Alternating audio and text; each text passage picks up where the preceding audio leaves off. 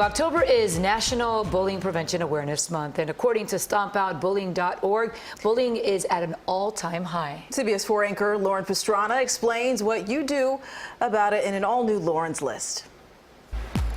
1 in 4 kids report being bullied, and depending on the age group, up to 40% of students say they've been digitally harassed or cyberbullied. Parents can sometimes feel at a loss as to what to do, so today's Lauren's List has some tips to better help your children deal with the problem. First, watch for warning signs. Does your child seem afraid of going to school or make up excuses to stay home? Do they ever come home with torn clothing, damaged property, or unexplained cuts and bruises? Maybe they have trouble sleeping or a loss of appetite, and their grades are starting to slip. All of these could be warning signs of a deeper issue like bullying. Next, approach with caution. Experts say asking your child outright if they're being bullied rarely yields a truthful response. Instead, ask things like, I've heard about bullying in the news. Does anything like that happen at your school? Or are there kids at your school who exclude you on purpose? If your child still doesn't respond to that, try putting a positive spin, like, who do you sit with on the bus? Or who's your favorite friend to hang out with this year? Those answers might also be very revealing.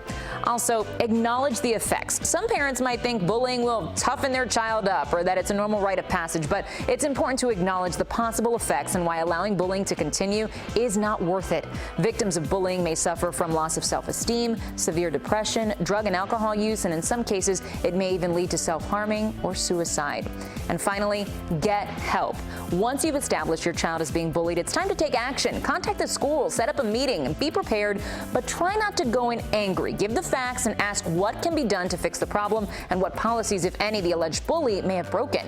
Get in touch with a mental health counselor if necessary, and if your child has been threatened, contact law enforcement immediately. We'll have links to more important information on our website, cbsmiami.com. Now, do you talk to your child about bullying? Tell me on Facebook or Twitter. If you have an idea for a future Lauren's List, send it my way too.